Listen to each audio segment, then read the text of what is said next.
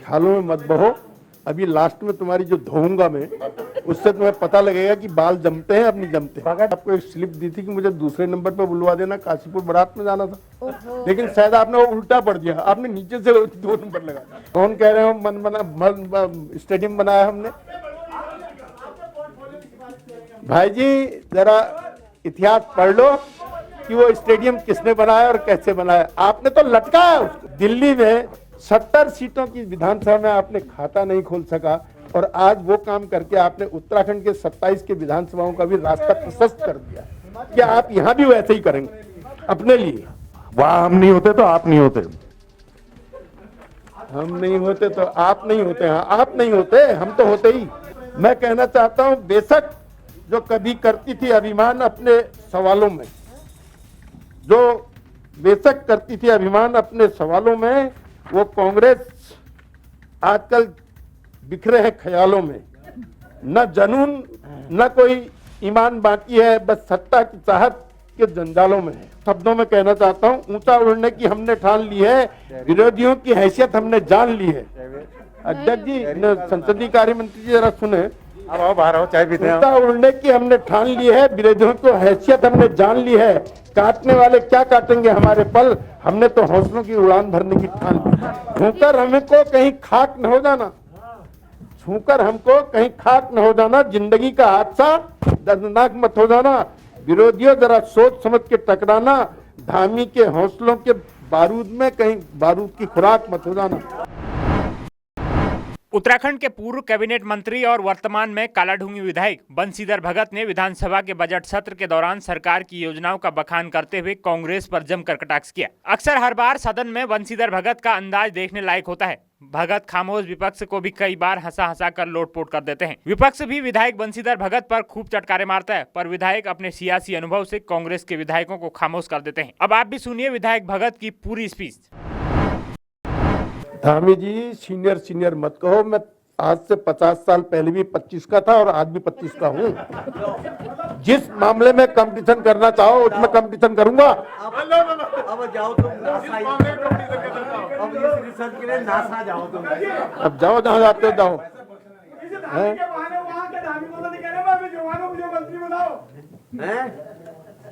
ख्यालों में मत बहो।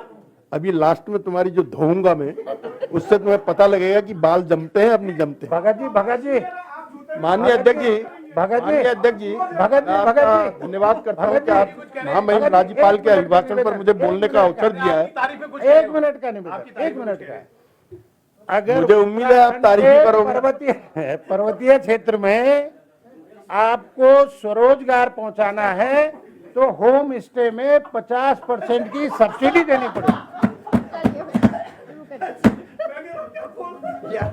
चलिए भगत जी घोषणा करें। बोलिए। मान्यवर, पहले तो मैं ये कहना चाहता हूँ, मैंने आपको एक स्लिप दी थी कि मुझे दूसरे नंबर पे बुलवा देना, काशीपुर बारात में जाना था, लेकिन शायद आपने वो उल्टा पढ़ दिया, आपने नीचे से 2 नंबर लगा। बारात का भोज खैर, छूट गया। जो भी है, मैं क्योंकि अब काफी कुछ बोलना है तो अपनी तर्ज पर बोलूंगा तो पूरा ही नहीं होगा, इसलिए मैं इसको पढ़ता हूँ।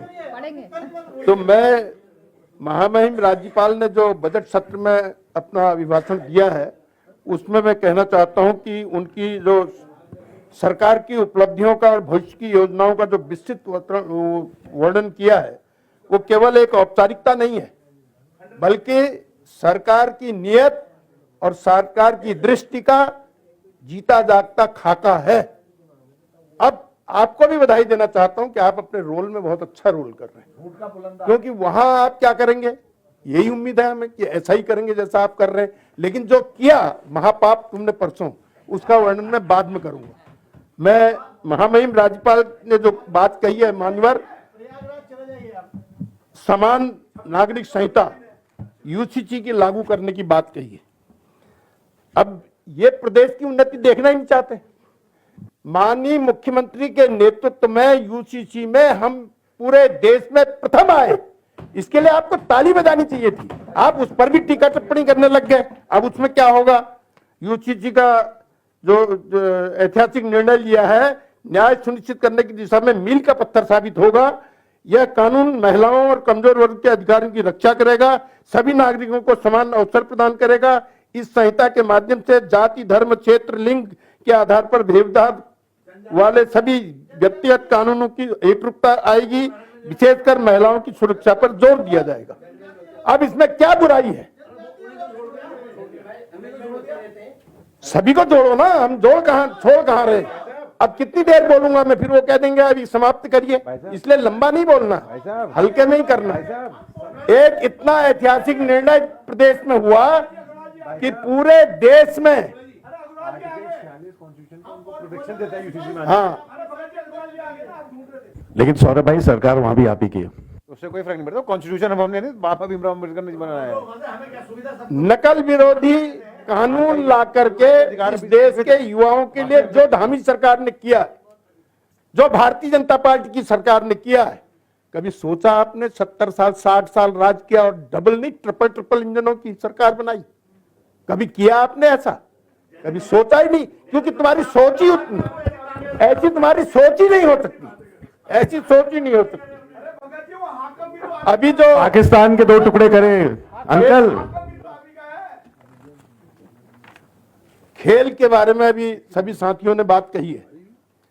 आज तक भी खेल हुए हैं। 37वें ही खेल की अगर हम बात करें तो हम कहां थे?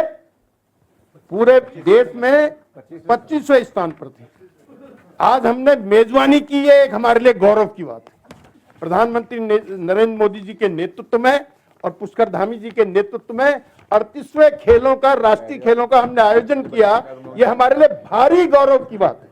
और उस पर हमने अभी जो 4था स्थान प्राप्त किया स्वर्ण पदकों में, पदक ही हुए, तालिका एक ही बात है। और जिस प्रकार से व्यवस्था बनी, उसके लिए मैं सरकार में बैठे माननीय मुख्यमंत्री जी और मंत्रियों को धन्यवाद करता हूं और साथ में अधिकारियों को भी धन्यवाद करता हूं कि क्या चौक व्यवस्था की कि सब खिलाड़ी प्रसन्न होके गए। मैं तो व्यक्तिगत रूप से जिस दिन मैं वहां पुरस्कार वितरण में गया था तो 1-2 खिलाड़ियों से मैंने पूछा, तो उन्होंने बहुत मन से यह बात कही कि मैं तीसरी बार राष्ट्रीय खेलों में हिस्सा ले रहा हूं, ऐसी व्यवस्था मैंने कहीं नहीं ली। अब ऐसी बातें सुनने में आपको कड़वा लगता है। स्टेडियम ही हमने बनाया था, व्यवस्था तो थी अच्छी। खराब मन वाले खराब सोचेंगे, अच्छे मन वाले अच्छा सोचेंगे। स्टेडियम हमने बनाया था, व्यवस्था हमने अच्छी की थी। आज पुष्कर धामी जी के नेतृत्व में यह सरकार युवाओं के लिए खेल में आगे बढ़े, राष्ट्रीय नहीं अंतर्राष्ट्रीय सुविधाएं दे रही है। अंतर्राष्ट्रीय सुविधाएं ऐसा कभी आपकी सरकार सोच ही नहीं सकती, क्योंकि आपका तो मन बहुत छोटा। स्टेडियम हमने बनाया हर था, बात इतना बड़ा स्टेडियम हमने बनाया। कौन कह रहे हो मन बना, स्टेडियम बनाया हमने? भाई जी जरा इतिहास पढ़ लो कि वो स्टेडियम किसने बनाया और कैसे बनाया। आपने तो लटकाया उसको। मान्यवर, मैं माननीय मुख्यमंत्री और सरकार को बधाई देता हूं कि खेलों के क्षेत्र में आज भारत ने, उत्तराखंड ने एक इतिहास लिखा है जो कभी संभव नहीं था, वो काम करके दिखाया है। अभी महामहिम राज्यपाल ने विधानसभा की शुरुआत के बारे में बहुत कुछ कहा। यह निश्चित रूप से पर्यावरण के संरक्षण में विशेष ध्यान देगा और पर्यावरण के प्रति गंभीरता का प्रदर्शन विधानसभा का काम है। राज्यपाल महोदय ने परिवार परिचय पत्र की बात की, जो बहुत अच्छी बात है। राज्यपाल महोदय ने स्पष्ट कहा है कि बजट संतुलित और समायोजित बनाने का प्रयास किया है। इसको गति देने के लिए विभिन्न योजनाओं में शामिल किया गया। उद्योग, पर्यटन, कृषि, बुनियादी ढांचे को बढ़ावा में बजट को आत्मनिर्भर बनाने का प्रयास किया गया। राज्यपाल महोदय के अभिभाषण में उत्तराखंड के उज्जवल भविष्य की स्पष्ट रूपरेखा प्रस्तुत है। यह अभिभाषण हमें राज्य की प्रगति, पारदर्शिता, समायोजितता, विकास को प्रेरित करता है। मैं इस अभिभाषण का पूर्ण समर्थन करता हूं और आप सभी सदस्यों से उम्मीद करता हूं कि आप इसका सहयोग करेंगे और उत्तराखंड को विकसित प्रदेश और समृद्ध प्रदेश बनाने में करेंगे। उत्तराखंड में उद्योगों को बढ़ावा देने के लिए राष्ट्रीय और अंतर्राष्ट्रीय उद्योगपतियों को आमंत्रित किया गया है। आज तक के इतिहास में बहुत साल हमको भी हो गए, 25 साल तो हो ही गए, जिसमें आप भी कई साल। सिटकुल पूरा स्थापना हुआ अंकल तिवारी जी ने करा। हमने ये काम किया, आप उसको भी खराब मानेंगे। विधानसभा के बजट सत्र में विपक्ष द्वारा किए गए काम की अब मैं निंदा करता हूं। जो परसों आप लोगों ने किया, जो शर्मनाक तुमने किया है काम, इसकी जितनी निंदा की जाए उतना कम है। जब आप कर रहे थे तब गलत नहीं था। क्या करा? हमने अपने अधिकारों पे लड़ा। आपकी तरह इस संसद को मर्यादित नहीं करा। आपने जो इशारे यहाँ पर करे पूरे देश और दुनिया ने देखा इस उम्र में, ये तो इसके लिए आपको माफी मांगनी चाहिए। गलत बात है। विकास जो अमर्यादित इशारे आपने करे उसके लिए आपको सदन से माफी मांगनी चाहिए, ना कि विपक्ष को। विपक्ष अपने अधिकारों पे ले गया था। लोकतांत्रिक मर्यादाओं को ताक में रखकर पवित्र सदन की गरिमा को ठेस पहुंचाया है। सरकार की उपलब्धियों को देखकर आप बौखला गए हैं। इब्दाए इस होता है क्या, आगे आगे देखो होता है क्या। दिल्ली में 70 सीटों की विधानसभा में आपने खाता नहीं खोल सका, और आज वो काम करके आपने उत्तराखंड के 27 के विधानसभाओं का भी रास्ता प्रशस्त कर दिया। क्या आप यहां भी वैसे ही करेंगे अपने लिए? वहां हम नहीं होते तो आप नहीं होते, हम नहीं होते तो आप नहीं होते। हाँ, आप नहीं होते, हम तो होते ही। आप भी गए। राज्यपाल महोदय ने केवल सरकार की योजनाओं का विवरण भर नहीं होता, बल्कि प्रदेश की समग्र प्रकृति आगामी कार्यक्रमों का एक महत्वपूर्ण दस्तावेज होता है। लोकतांत्रिक प्रणाली का अनिवार्य अंग होता है। जिस राज्य की दिशा और दशा का उल्लेख राज्यपाल ने किया है, लेकिन दुर्भाग्यवश विपक्ष ने महत्वपूर्ण अवसर पर राजनीतिक नाटक का मंच बनाकर अनावश्यक हंगामा खड़ा कर दिया। ये गलत बात है। राज्यपाल किसी एक दल का नहीं होता, पूरे राज्य का संवैधानिक प्रमुख होता है। उसकी गरिमा सम्मान करना जनप्रतिनिधियों का कर्तव्य है। लेकिन विपक्ष ने न केवल सदन की मर्यादाओं को भंग किया है, बल्कि राज्यपाल महोदय के अभिभाषण के द्वारा अनुचित व्यवधान डालकर एक शर्मनाक उदाहरण पेश किया। लोकतांत्रिक मूल्य और संसदीय परंपराओं के प्रति उनका एक गैर जिम्मेदाराना रोल स्पष्ट है कि सरकार विपक्ष से भयभीत है। सरकार की उपलब्धियों से विपक्ष भयभीत है। राज्यपाल के अभिभाषण में यूसीसी, परिवार पहचान पत्र, राष्ट्रीय खेलों का सफलतापूर्वक शुरुआत और उत्तराखंड के आर्थिक रूप निर्माण बनाने की नीति, सकारात्मक पहलुओं पर विपक्ष द्वारा 5 ऐतिहासिक उपलब्धियों का कोई ठोस उपलब्ध नहीं है, इसलिए उन्होंने हंगामा खड़ा किया। विपक्ष को आत्ममंथन करने की आवश्यकता है। लोकतंत्र की असहमति और बहस के दौरान स्वतंत्रता, लोकतंत्र में असहमति और बहस की स्वतंत्रता होती है, लेकिन इसका अर्थ यह नहीं है कि सदन में अराजकता का अखाड़ा बना दिया जाए। हम सभी को उत्तराखंड के विकास के लिए मिलकर काम करना चाहिए, न कि लोकतांत्रिक संस्थाओं को कमजोर करने का प्रयास करना चाहिए। मैं विपक्ष के इस गैर जिम्मेदाराना रवैये की निंदा करता हूं और आग्रह करता हूं कि भविष्य में ऐसी संसदीय गरिमा में लोकतांत्रिक मर्यादाओं का सम्मान करेंगे। अन्यथा एक अंग्रेज जो ए ह्यूम थे, उन्होंने एक प्रेशर कुकर की तरह आज कांग्रेस की स्थापना की, और आप उस प्रेशर कुकर को बंद कर देंगे। मैं कहना चाहता हूं, बेशक जो कभी करती थी अभिमान अपने सवालों में, वो कांग्रेस आजकल बिखरे हैं ख्यालों में।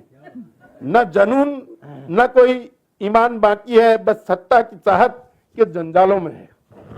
राह वही, मगर मुश्किल मुसाफिर नए हो गए, विचारधारा रंग भी धुंधले हो गए। हकीकत